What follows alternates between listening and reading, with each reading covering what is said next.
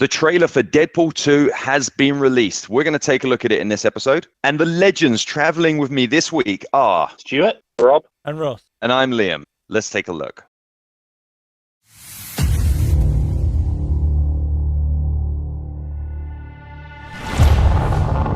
I was born into war, bred into it. People think they understand pain, but they have no concept of it. What's the most pain you've ever felt? Maybe the kind that leaves you more machine than man. Wait, no, stop! What in the actual ass? Dale, why are the visual effects not done? It's a metal arm. It's not like we're trying to remove a mustache. Ah, fuck it. I'll do it myself. I'm Cable, and I'm from the future, and I like blowing shit up. Pew, pew, pew, pew. Reach for the sky! Oh no, Sheriff Deadpool. You know, you're a lot taller in the... Shut up, you little asshole. Take this. Oh! Regeneration powers, activate! That's not something you say. Zip it, Cable! I got the stones to help you. No! No biting. They're done already? Oh, wow, that was unrealistically fast. Okay, hit it.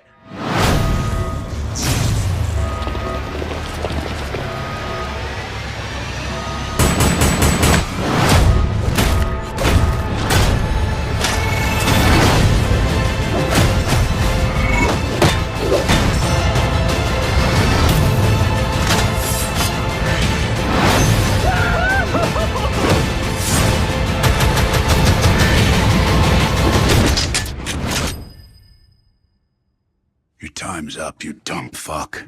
Well, that's just lazy writing.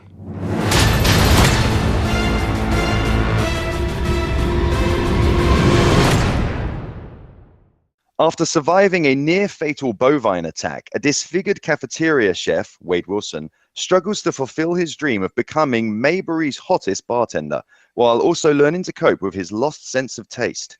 Searching to regain his spice for life, as well as a flux capacitor, Wade must battle ninjas, the Yakuza, and a pack of sexually aggressive canines as he journeys around the world to discover the importance of family, friendship, and flavor, finding a new taste for adventure and earning the coveted coffee mug title of World's Best Lover. So that's the synopsis that they gave out. I had to mute myself halfway through that.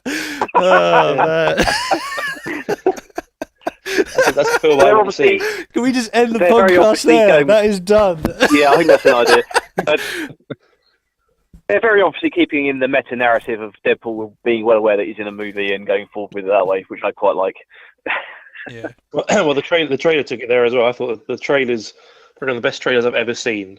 The fact that you got full falls in the trailer of the fact that they haven't done the CGI on Cable's arm yet, who looks awesome by the way, and then they then throw in the piss take of Justice League about the CGI moustache. was just genius, and then the whole thing with him with those figures dressing up as Woody from Toy Story. Yeah. Sheriff Deadpool. Yeah, sure. And then the whole regeneration powers activate. It's just like You don't need to say them out loud. That's not how it works. I mean, it's just that whole part of the trailer was just so good. I mean, and then you get loads of quick flashes of action. It's obviously number two's got a lot bigger budget than the first one, so it's going to have a lot more action, a lot more. My concern with it was obviously the first Deadpool was lightning in a bottle, and you want to try and keep the momentum and the humour going from that without losing too much. So they've released a trailer that has practically nothing to do with the film, which is always a good way to go. So none of the jokes are in there. Yeah, none of the action's in there, so you're not going to see things that you're going to recognise down the line. So I think that's quite a good way of going for it. Yeah, the synopsis and the movie trailer are both on par. They give you nothing. They tell you absolutely nothing about this movie other than Cable's in it. And a bunch of characters from the first movie, like the cab driver, you see a quick flash of these different people at different points. But yeah, we know nothing of this story. So just a lot of fun. And yeah, I really enjoyed the first movie. I thought that was I think very it's funny, very meta. it's a classic. It's a thing that I'm surprised more since that success of that film that more studios haven't gone. Oh wait, maybe we should just sit back and let the people making the film, who obviously love this character, do the film and not get involved. I know, like Warner Brothers, Fantastic got a Four. lot.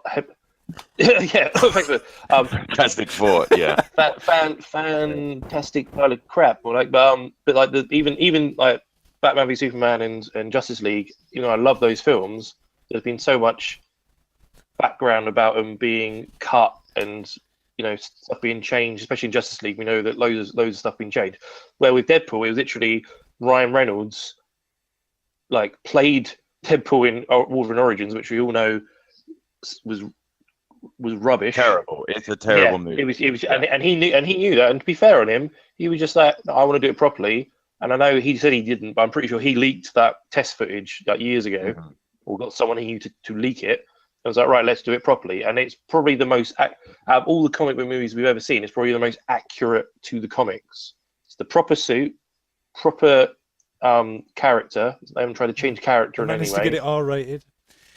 Yeah, and I mean, without that, would Logan have been R-rated? Which is probably one of my favourite comic book films. Yeah, probably would Maybe. not have been. Yeah. No, Probably not. And I think I think more.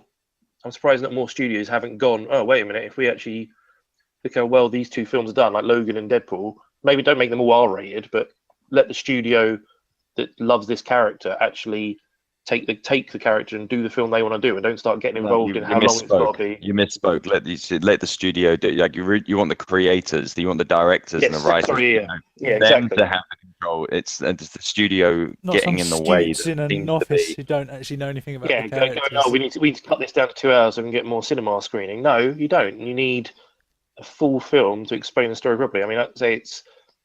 I'm not a massive Deadpool fan in the comics. I've read a couple of comics. I've seen him in a game and a few cartoons here and there. And he's a cool character. I've never been like the biggest fan, but that film made me a fan. I was just like, yes, this is. And Ryan Reynolds is like all the. I mean, I hope they're going to do it for this second one. All the like clever marketing for the first one that they did. I hope they're going to do that again. There's so many little like adverts and like.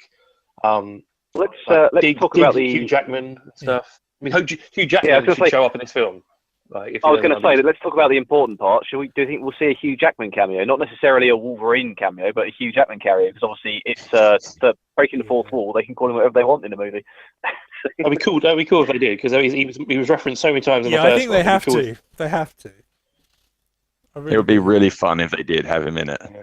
And then for Deadpool to call him Wolverine, and for him to go like, I'm not Wolverine, I'm Hugh Jackman.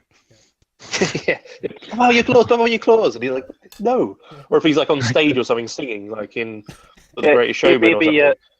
He'll be on stage singing in his Australian accent, doing a really caricature version of himself, a bit like Bruce Campbell does in some of his films. And then he'll be like, no, you're Wolverine. Just like, yeah. I mean, what do we think? What do you think of Josh Brolin as Cable? I thought he looked really cool. I thought like I also think they're going to have to they're going to break the fourth wall and talk about him as being Thanos as well. That's definitely going to come up at some point. That'd be great. Imagine if Cable showed up in Infinity War and stood off against Thanos. Yeah. What? Well, that means they got to have the Human Torch and Captain America as well with Chris Evans. Imagine if they bring Deadpool into the MCU properly. Once this Fox deal goes through, you could have him going, "Hey Johnny, I mean Steve, I mean like, you can do loads. You can do loads of stuff like that." I'm sure I read something just it might have been yesterday even somewhere saying that the Fox and Disney merger may not happen. What? No, I saw an interview with Kevin Feige about, I don't know, sometime this sort of time last week, and he said it's happening. He doesn't know anything about it, and it's going to take a while before we even think about what. That's the thing. Yeah, it's going to be. I think if the merger does happen, it's going to take a while for the actual merger to be done, because it's such a big one, and there's going to be people that don't want this to happen that are going to slow the process down. And I think this is going to be a very drawn out process that we're looking at it being quite a while until we see Disney actually owning these characters again. Yeah. So yeah. I think I don't think that we're going to see them crossing over too much. I didn't even realize Terry Crews was in the film when they're on the back of that plane or the helicopter, whatever they are, and you see a couple of other X-Force people in the back. You can't really make out who they are. One looks like Shatterstar, but it could be anybody in a white suit.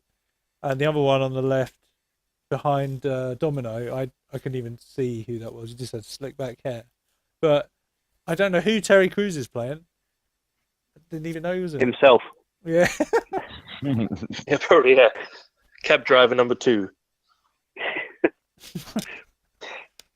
It'd be interesting to see how they do Domino as well, 'cause she's quite a cool character in the comics. She's been in a few X-Force ones I've read with like Wolverine and everyone, and so it'd be interesting to see how they portray her. But I think that it's got all the makings of being one of the best films ever. The first one was so well received, and this one looks like it's going to be just as good. I just hope they haven't gone.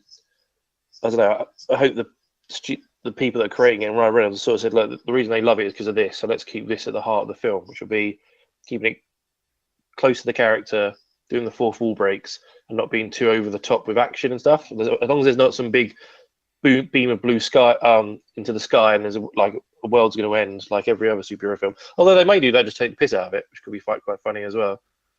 Yeah. I didn't pick up on the fact that Terry Crews is in it. I've just quickly looked it up. That's kind of cool, because now that means that's another person who I've met that's in a superhero thing. So cool. Oh, no. Nice. I met him in New York for a video of him for it was in an Old Spice event, so I shot something for a Muscle and Fitness magazine with him. Really cool guy, just as cool as you would imagine him to be. Genuinely great guy. So a lot of fun. Cool. But hey, so that's it. That's the Deadpool 2 trailer. What we got for the trailer out. It's looking pretty cool. Let us know what you think. Say something in the comments, send us a message. We'd love to hear from you. Now, if you enjoyed this episode, please subscribe to the show. We're on iTunes Podcast, Stitcher Radio, TuneIn Radio, SoundCloud, YouTube. And if you want to make more of a personal connection, then you can follow us on Facebook, Twitter, and Instagram, or even email us at legendsofpodcasting@gmail.com. Until next time.